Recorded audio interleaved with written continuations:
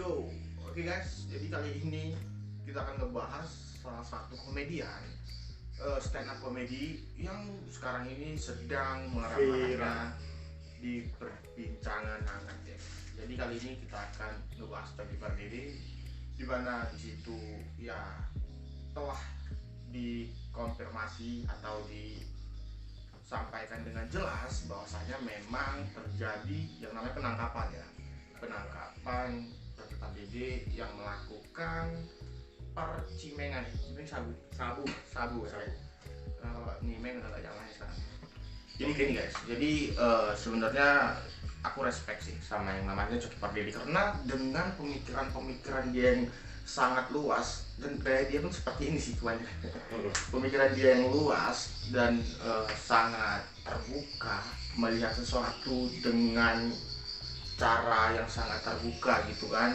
Saya sangat respect dengan beliau. Cuman ya namanya manusia tuh nggak luput yang namanya dari kesilapan. Walaupun ini bukan hanya kesilapan sih menurut aku pribadi ya, tapi ini kayak ulah gitu, ulah dan kayak ya namanya orang tuh pasti bisa lah berbuat yang tidak seharusnya gitu. Seperti sekarang ini. Jadi kami akan ngebahas sedikit masalah Coki Pardede ini. Sebenarnya kita memang boleh aja sih kayak dengan Coki Pardede ini kayak kita itu kesel gitu kan, kesel dan kecewa gitu kan. Saya jujur kecewa banget gitu, kecewa banget dengan adanya seperti ini. Tapi di sini banyak sekali netizen di luar sana yang mengejudge Coki Pardede dengan haters dengan melakukan bullying tanda kutip ya di komentar-komentar. Walaupun saya tahu bahwasanya Coki Pardede itu enggak mementingkan itu sama sekali, ya kan. Tapi di sini kita akan ngebahas Coki itu bahwasanya dia tuh melakukan itu kenapa? Gitu. Itu yang kita bahas. Itu yang kita bahas. Karena menurut aku pribadi hal yang dilakukan Coki itu bukan bermaksud untuk kesenangan dia aja sebenarnya. Bukan bermaksud untuk kesenangan dia, tapi seperti udah terjebak gitu.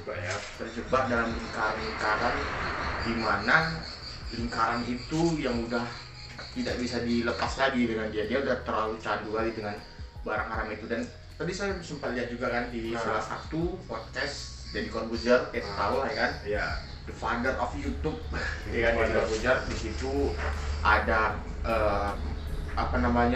ada manajer MLB juga, ada partner, dan ada pendeta di situ. Coki Pardede juga ada partnernya kan. Di situ mereka mengatakan bahwa mereka sudah mengetahui bahwa Coki itu, jadi gini, aku mau tanya sih sebenarnya. Jadi mereka sudah mengetahui bahwa Coki itu melakukan yang namanya obat terlarang. Apakah mereka bisa dihukum? Maksudnya tanda kutip dihukum, mereka kan sudah melindungi yang namanya tindakan kejahatan yang dilakukan oleh Coki Pardede. Padahal tadi sempat saya ibaratnya tadi sempat diklarifikasi juga sama Muslim bahwasanya saya hanya menduga. Iya, hampir sih tadi sebenarnya saya mengatakan kayak, kok dia tahu, kenapa dibiarkan? Yang seharusnya kan dilapor ke pihak yang berwajib ya. Jadi menurut Bung Tommy lah sekarang ya. Jadi gimana ini? Apakah bisa manajer yang sudah mengetahui bahwasanya Coki melakukan yang namanya barang-barang terlarang dan Muslim tidak mengetahui dan membiarkannya, apakah hukum itu bisa terkena dengan mereka juga? Maksudnya mereka bisa terjerat juga gitu, walaupun mereka tidak memakai sebenarnya. Tanggapan Tommy lah sebenarnya itu seperti apa sih? Aku kayak ini kan sama kayak kita melihat seseorang gitu kan merampok, contohnya merampok, terus kita tahu yang merampok, ya kan? Terus kita tidak melapor ke polisi, secara tidak langsung kita kan sudah melindungi si perampok ini. Iya. Setahu aku dalam hukum kita kena karena kita tidak memberikan informasi kepada yang berwajib bahwa ada perampokan. Iya. Jadi kalau tanggapan saya beda kasus, beda penyelesaian. Kalau narkoba itu sih ya yang kena itu bandarnya, pelakunya, kurirnya. kalau yang kita melihat orang narkoba itu yang nggak ada hukuman.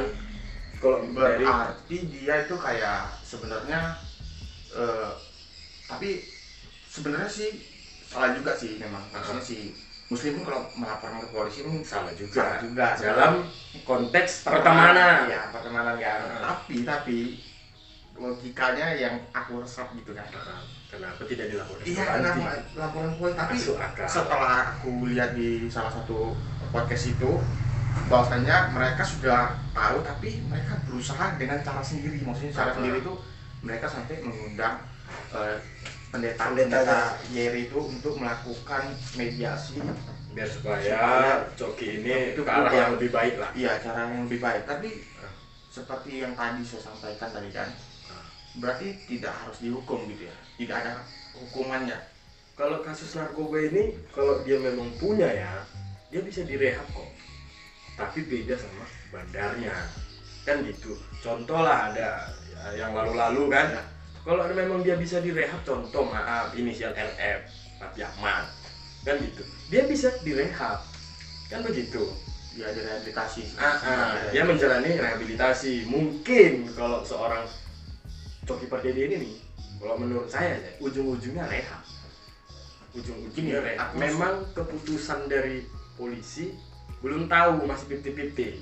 Soalnya gini, memang dia tuh direhab, saya setuju. Memang semua kasus narkoba itu kalau itu direhab. Tapi dengan cara dia direhab bukan berarti itu menghilangkan yang namanya hukuman dari narkoba tersebut. Iya, tersebut. Tetap dia direhab, cuman setelah itu kan dia harus menjalani hukuman. Kalau dia memang terbukti, ya dia harus ikut prosedur hukum. Ya dia ngikuti hukum yang berlaku, yaitu undang-undang narkotika, ya penjara juga. Iya, penjara juga memang. Makanya di situ aku tadi menanyakan aja bahwasanya toh si muslim ini dan manajer sudah mengetahui gitu. Sudah mengetahui bahwasanya si Coki ini itu sudah melakukan barang haram itu ya, menggunakan barang haram. Jadi saya berpikir kayak mungkin aja sih mereka jadi tersangka karena sudah melindungi pelaku dengan melakukan dengan tidak melaporkan dia ke polisi. Mungkin itu sih, mungkin sudah terjawab dengan kata yang tadi itu tidak berpengaruh gitu kalau di dalam hukum itu enggak. Tapi ya sekarang kita coba flashback. Dari video Deddy Corbuzier itu kita bisa tahu sebetulnya karakter si Coki ini seperti apa. Nah, menurut yang saya kutip dari video itu, tretan muslim itu sama Coki itu nggak seperti yang dilihat orang sebetulnya. Iya. Nah, rupanya si Coki ini orangnya pendiam. Sementara kalau kita lihat di TV dia orangnya ceriwis, karakter orang yang ceria lah. Nah, rupanya berbeda. Ya, aku ambil kesimpulan bahwasanya yang kita lihat mereka berdua sangat akrab, ternyata mereka tidak akrab, ya kan? Itu maksudnya kan. Tapi kan di situ memang itu oke lah. Tretan muslim sudah menyampaikan itu berkali-kali sebelum kejadian ini di semua konten, maksudnya dia dengan Coki memang tidak akrab gitu kan. Dan apakah hal menyendiri dia tuh, si Coki kan sudah menyendiri. Iya. Apakah itu ada dampaknya atau pengaruhnya karena dia memakai barang narkoba? Saya jawab, bisa jadi dan juga bisa tidak. Orang memakai narkoba ini kan ada faktornya. Ini yang mesti kita bongkar, kita kulik. Pertama, pergaulan. Yang kedua, rasa ingin tahu. Kan begitu. Nah, di antara yang ketiga, ada lagi yang ketiga, stres. Bisa jadi Coki ini terkena narkoba gara-gara yang 3 hal itu ya. Bisa jadi stres, bisa jadi rasa ingin tahu, bisa jadi memang lingkungan juga sekitar ya. Tapi kalau kita lihat lingkungannya bagus ya. Kelihatan muslim, apanya orang-orang baik semua. Tapi memang saya kutip aja ya, memang di dalam hal itu, di dalam podcast itu ada satu poin yang memang pendeta itu aja nggak bisa bongkar aibnya itu tadi. Itu yang membuat konspirasi dengan pendeta Heri itu, bahwasanya mereka itu dia itu mengalami guncangan masalah yang sampai tidak bisa disebutin gitu kan, nggak bisa disebutkan karena apa itu? ya itu kita nggak tahu ya. Mungkin ya ada masalah keluarga yang sangat mendalam, kita sendiri nggak tahu. Jadi buat teman-teman yang di luar sana yang merasa bahwasanya Coki itu adalah salah satu orang yang sedang ada kutip laknat gitu kan, atau bajingan sama sekali. Sebenarnya kalian nggak bisa ngelihat seperti itu karena jujur aja di sini bukan karena aku pribadi menyukai pemikiran-pemikiran yang terbuka ya, bukan karena itu, tapi karena manusia ini nggak ada yang bersih. Manusia itu pasti hanya aja Tuhan itu hanya menutupi keburukan kita.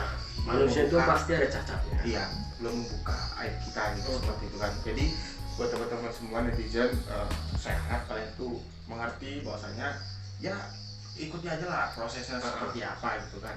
Seperti ya dia namanya seorang warga negara itu berhak untuk mengajukan haknya untuk direhab, ya kan? Dia masih dapat hak asasi manusia. Iya, masih direhab gitu, masih ya seperti itulah. Jadi gambarannya bahwasanya memang betul. Saya sempat kaget kayak bener, soalnya beberapa kali aku nonton dia di podcast di Corbuzier, dia itu kayak nggak punya masalah lah. Iya, nggak punya masalah dan kayak dia fair sih. Saya lihat waktu dia konferensi pers pertama kalinya kan di BNN ya, itu ya dewasa sih sumpah. Itu dewasa, dia mengakui kesalahannya. Ini ingat ya, orang yang baik itu bukan orang yang tidak pernah melakukan kesalahan, tapi orang yang mau mengakui kesalahannya dan mau mempertanggungjawabkan dan juga memperbaiki semua yang telah dia lakukan. Itu orang yang baik menurut aku pribadi ya, bukan orang yang tidak pernah melakukan kesalahan. Di situ dia ngomong gini, aku lihat apa kan sempat ingat juga dia di sini, saya belajar katanya kan, saya berusaha untuk menjadi yang terbaik. Saya minta maaf untuk manajemen itu ya kan, manajemen ini kan, dan kawan-kawan dan semua penikmat. Ini memang dasar sih, aku kata-kata suka sih. Dan penikmat karya saya. Dia minta maaf untuk penikmat karya dia gitu, maksudnya dia telah mengecewakan semua yang menikmati karya dia gitu kan. Tapi di situ aku salutnya dia itu dewasa, maksudnya saya ingin lebih baik lagi. Nah, dia ingin fokus untuk kebaikan diri dia menerima. Itu perlu dicontoh sih menurut aku. Tapi ada hal yang lain sih Ju. Kita harus bahas memang ya. Kenapa kita bisa bebas tafsir? Dia memakai narkoba karena masalah kekeluargaan. Tapi kita nggak salah juga bebas tafsir. Kan karena dia kan belum mengklarifikasi kenapa dia memakai barang tersebut. Kan begitu. Nah, menurut saya, tafsir saya seperti ini. Artis ini kan dia kan lagi naik daun. Nah, bahkan dia punya jadwal yang sangat padat. Nah, sementara untuk menjadi komika itu kan nggak segampang artis penyanyi band, modeling, ataupun seperti presenter gitu. Nah, komika ini kan banyak bahannya. Dia jadwalnya banyak, setiap diundang dia harus menyiapkan materi-materi. Sebenarnya gini, sebenarnya banyak memakan tenaga. Enggak juga sih, menurut aku itu enggak setuju, enggak sependapat. Kenapa? Karena kita nggak bisa memperendah pekerjaan lain selain komedi. Jadi kan Bang Tommy bilang tadi bahwasanya enggak separah, ibaratnya lebih mudah lah intinya pekerjaan di luar itu. Enggak juga. Sebenarnya hal ini dipicu dari sugesti. Kenapa gue bilang sugesti? Karena banyak artis tertangkap itu pakai narkoba karena mereka itu kayak bersugesti, berpemikiran bahwa kalau mereka memakai barang itu, mereka itu berpikiran, mereka itu jadi keluar ide-idenya ya, ide lebih keluar. Padahal itu sama sekali enggak, ya, sugesti aja. Soalnya banyak sekali artis-artis tertangkap mengakui bahwa dia melakukan itu yang pertama karena ide-ide dia lebih keluar karena dia memakai itu. Satu pun ada juga yang kalau nggak pakai itu badannya lemas, seperti ibaratnya barang haram tersebut seperti vitamin lah kalau di juga umum kan seperti itu. Karena sih kalau menurut aku pribadi, aku mengikuti artis selain Coki sendiri kan, saya melihat kayak ini kan contohnya kita ambil kayak Anji, dia kan kasus daun juga kan, jadi di situ dia mengakui bahwasanya dia melakukan itu karena kreativitas dia lebih keluar kalau dia mengenai itu gitu. Jadi saya pelajari dan ternyata itu sebenarnya enggak, itu hanya sugesti aja ya. Sugesti, banyak orang yang menganggapnya itu seperti itu dan nggak bisa dijadikan panutan hal yang seperti itu. Jadi buat teman-teman semua yang belum ibaratnya korban aja atau tersangka aja sudah mengakui bahwa kelakuan dia itu sangat menyesali dan tidak untuk ditiru oleh para penikmat karyanya. Dia sempat konferensi pers juga kan di BNN, aku udah di YouTube tadi, dia melakukan himbauan kepada teman-teman semua, khususnya kita dan para penonton kita juga semuanya untuk tidak, yang pertama ngejudge seseorang itu nggak boleh, nggak ada gunanya. Iya, nggak ada gunanya. Kalaupun kalian ingin menyampaikan pendapat kalian, kritik boleh. Cuman ya harus kita itu kan orang yang bisa dibilang nggak sempurna, nggak bodoh-bodoh kali lah ya. Maksudnya bisa mengutarakan kata-kata itu dengan ya manusiawi lah, manusiawi, dengan normal, dengan hati yang dingin gitu. Jadi kalau bisa dinasihati, kenapa kita harus menjudge? Ya, kenapa harus menjudge gitu. Jadi buat teman-teman semua yang mengikuti kasus dari apa namanya Coki Pardede ini kan, jadi untuk tidak meniru kelakuan dia, dan kita doakan dia itu bisa. tapi gini, seperti aku penasaran dia gini, dia kan ateis. Oh iya, oke. Dia ateis, kita kan perlu tempat mengadu sih sebenarnya. Iya. Kalau kita yang beriman atau yang beragama, kita mengadu kan ke yang maha kuasa gitu kan. Iya. Tapi aku berpikir, masa sih Coki nggak teringat di pikiran dia, karena hati manusia itu nggak lepas dari sang pencipta. Iya, aku yakin itu. Cuman dia berusaha untuk membantah itu aja. Aku merasanya itu. Dia merasa kayak aku nggak percaya itu, aku maunya pakai saja, nggak percaya dengan Tuhan segala macam. Cuman aku masih bertanya-tanya sih, masa iya sih dia tidak mendapatkan masalah ini dan nggak tergerak hatinya, apa aku harus berdoa gitu. Kan lucu, kita nggak percaya Tuhan jadi kita berdoa gitu kan, gitu kan.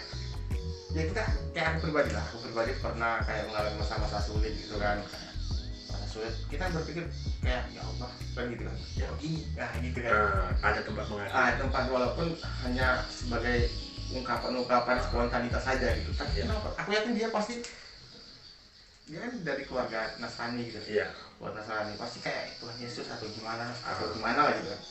Itu aku masih penasaran sih. Yeah. Apakah dia melakukan itu walaupun dengan spontan gitu. Apa disadari dia atau enggak gitu. Tapi ya kembali lagi lah, namanya kita manusia, kita doakanlah biar supaya Coki Pardede ini bisa pulih dari kecanduannya narkoba tersebut. Seperti contohnya, nggak selamanya orang narkoba itu nggak bisa direhab. Contoh Andika Kangen Bed, buktinya setelah dia masuk penjara, alhasil begitu keluar penjara dia menjadi orang yang lebih baik. Tapi Coki Pardede ini kalau menurut aku dia bagus saja dihukum dengan hukuman yang berlaku saja. Dan lumayan sih kalau menurut aku. Tapi aku lihat di berita juga tadi di YouTube dan lihat di berita bahwasanya pemasok sabu itu pun tertangkap juga. Iya. Pemasok dari jaringannya kena semua ke situ kan. Jadi di sini kalau bisa semua itu diperlakukan dengan adil. Jangan undang-undang Coki ini artis diistimewakan lah. Aku bukan kayak gimana gitu kan. Kebanyakan kita ini kan kayak hukum itu tumpul ke atas dan ke bawah gitu. Iya, betul. Itu fakta kenyataannya gitu. Aku yakin sih itu sih yang ibaratnya ya udah hukum sesuai apa yang berlaku saja dan untuk kedepannya mudah-mudahan semua baik-baik aja ya.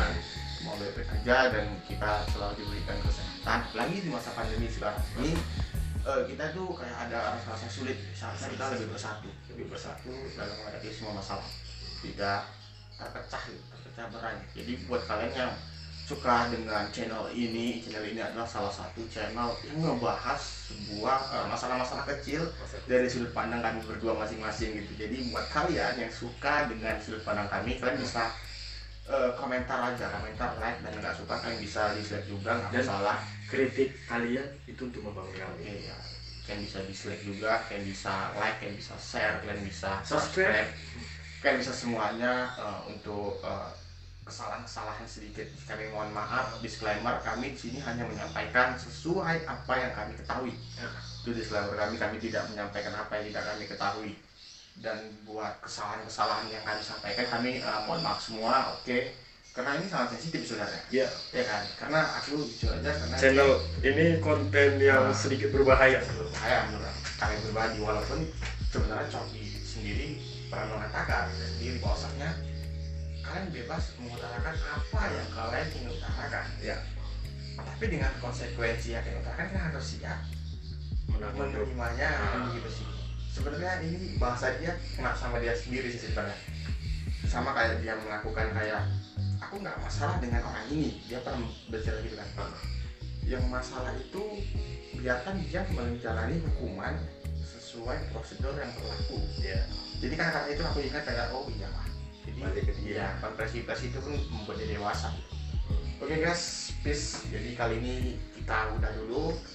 Buat kalian semua seperti biasa tetap stay di rumah. Sebenarnya stay di rumah itu bukan harus kalian tujuh gitu sih, kan ada kegiatan lain nih kan, ngapain kan. Dan di sebagian daerah itu udah kayak agak longgar. Kayak daerah kita kan Enggak selamanya zona merah daerah. Iya, buat kalian yang masih di zona merah kalian harus tetap hati-hati. Sabar dulu. Iya, yang buat nggak zona merah tetap waspada, tetap lakukan protokol kesehatan ya kan. Ya bosan sih memang, ya kan bosan. Kita tahu itu, tapi tetap lakukan yang terbaik demi Indonesia.